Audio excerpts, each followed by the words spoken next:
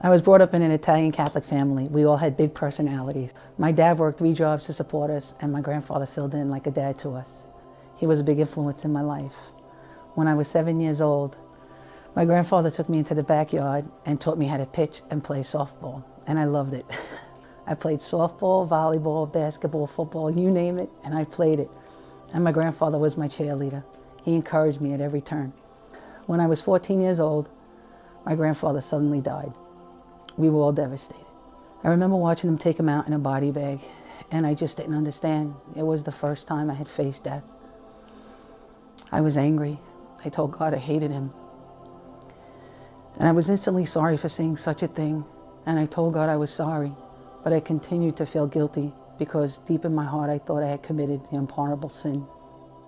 Life went on, and I continued to play softball. I was offered a scholarship for college. I had everything going for me.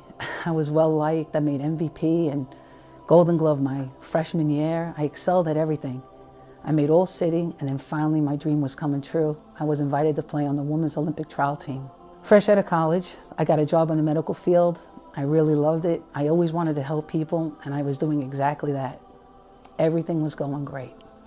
I met Michael in my early 20s. He was funny and affectionate. We had rocky moments in our relationship, but in 1996 we finally married, and I thought I had it all.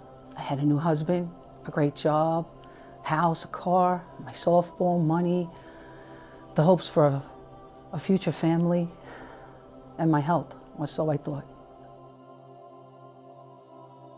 One day at work I was drawing a patient's blood and I passed out. I got up and thought nothing of it. I was an athlete, 27-year-old, healthy young woman. A few days later, it happened again, and this time I felt a flutter in my chest, like my heart was coming out of my chest. I went to see a cardiologist, and he examined me, told me my exam was normal, but he asked me, was there any chance that I could be pregnant? Excitedly, I said yes, and I was excited, but I didn't know my perfect world was about to change forever. That flutter in my heart was not a baby. It was a life-threatening arrhythmia called ventricular tachycardia.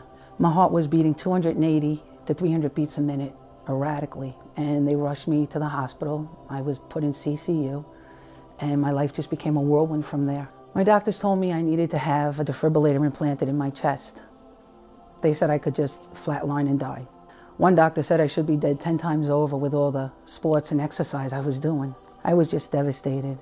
And things just kept getting worse. Because of the life-threatening arrhythmia, I was told I couldn't drive anymore. I wasn't allowed to exercise anymore. I couldn't work. And the final blow came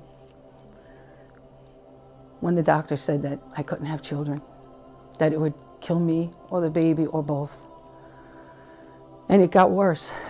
My marriage started to decline, and for various reasons, it ended.